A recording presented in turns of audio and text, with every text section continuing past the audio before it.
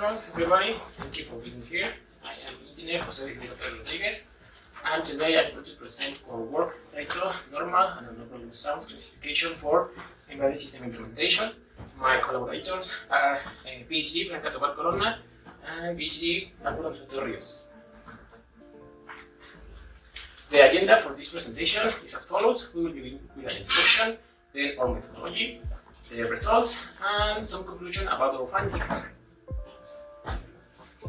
Let's begin talking about respiratory diseases, which are a condition that affects lungs and other parts of the respiratory system. This is a global health problem because the World Health Organization estimates that every year 3 million of people die due to this condition. Also, is one of the main reasons that for the uses of healthcare services, and it's among the leading causes of morbidity worldwide. Respiratory diseases have a wide spectrum. Some of the most frequent ones are chronic obstructive pulmonary disease, also known as COPD, asthma, pulmonary hypertension, and occupational lung diseases. With this type of illness, some factors are related, like air pollution, smoking, constant exposure to chemicals or dust, and lower infections during childhood. Now, with this type of diseases, some ways that we know that we might know that something is not working properly in our system is using sounds. So, about lung sounds, we have two main categories. We have the tissue sounds and normal sounds.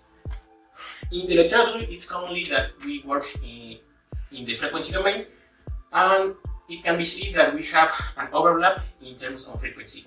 So, normal lung sounds are expected to be between 100 Hz and 1 kHz, and adventitious sounds in between 50 Hz and 5 kHz.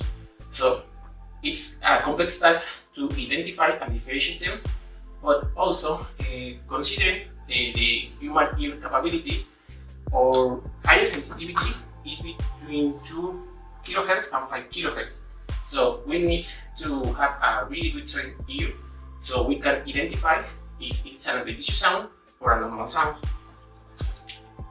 Now, in order to listen this type of sound, auscultation technique is used or is commonly used between physicians. This technique only uses the help of a stethoscope. It might be mechanical, digital, or electronic. This technique have important features like it's not invasiveness, portability, and low cost. We only need a stethoscope, so it's enough to perform this technique. But it has an important limitation, that it is strongly dependent on the doctor experience. So, depending how much training the doctor has, the auscultation performance might vary. So, considering this opportunity area, as an engineer, as a researcher, we could develop techniques or methods in order to help them to differentiate between abnormal or adventitious sounds and normal ones. So we could follow two approaches, software-based and hardware-based.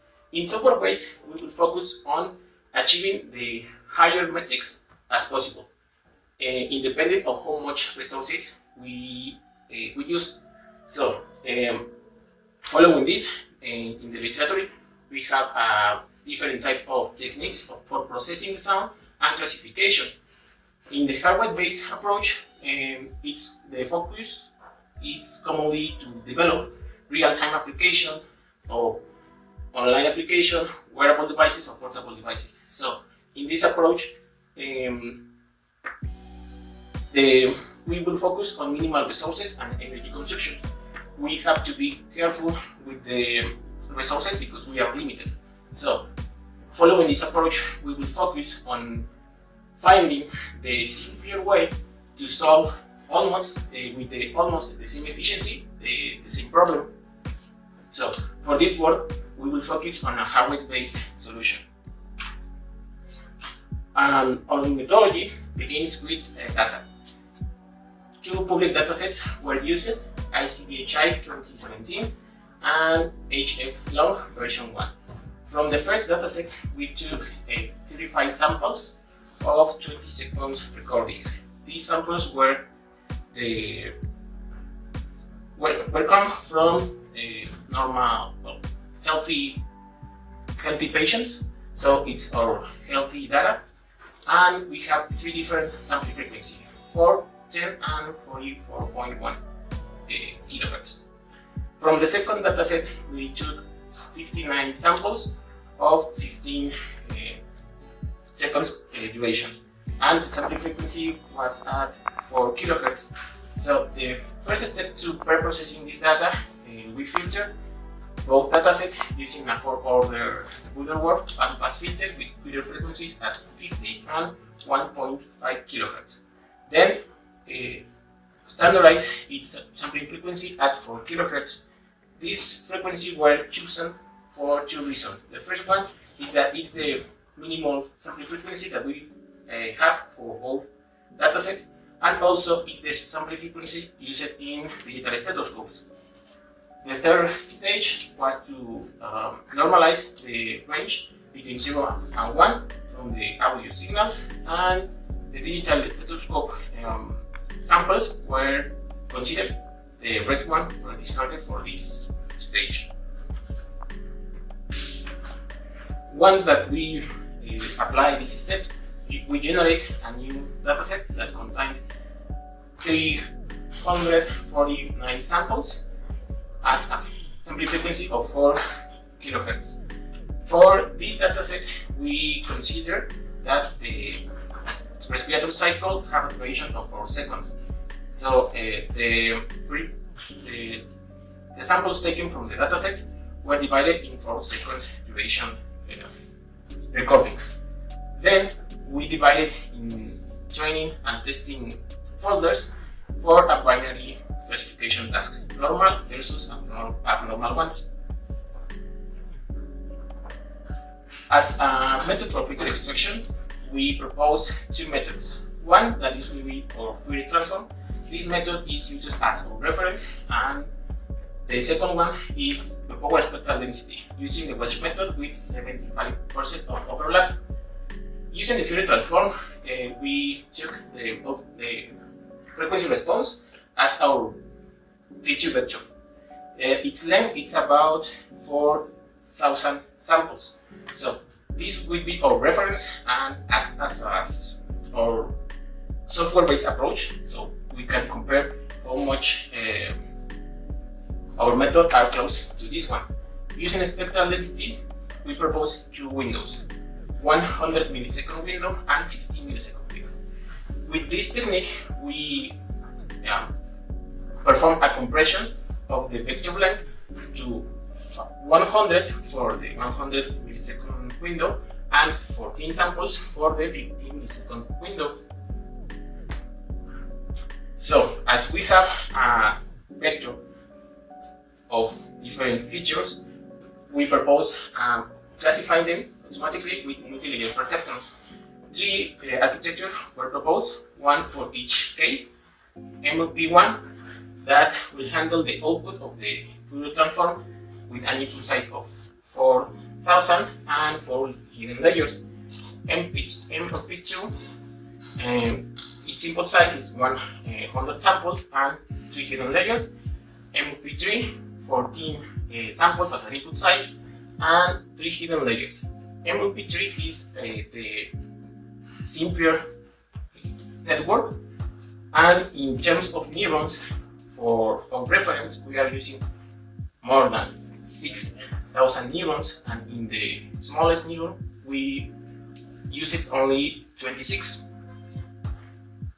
So, after training the three architectures, we got the following diffusion matrices. The first architecture, MLP1, that it would be our reference, achieve an accuracy precision of recall of 100%. It acts as an ideal classifier. Now, with our compressed feature vector, MLP2 achieve an accuracy and recall of 95%. It classify correctly 20 samples of abnormal ones and confuse 2 abnormal as abnormal one cases.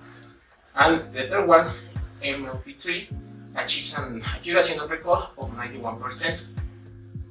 So it can be seen that with the higher and the smaller architectures, the difference between accuracy and recall is not, it's about 8-9%. So we were capable of performing this classification with 26 neurons, and this type of architecture might be implemented in embedded systems with low resources.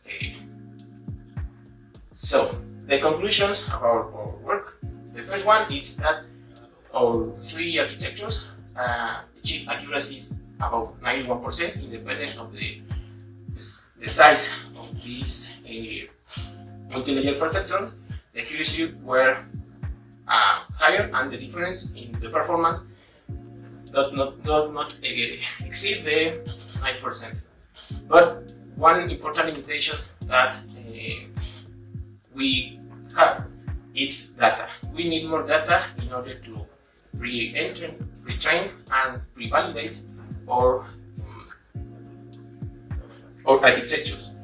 Mainly healthy samples is one of the areas of opportunity, because we developed this work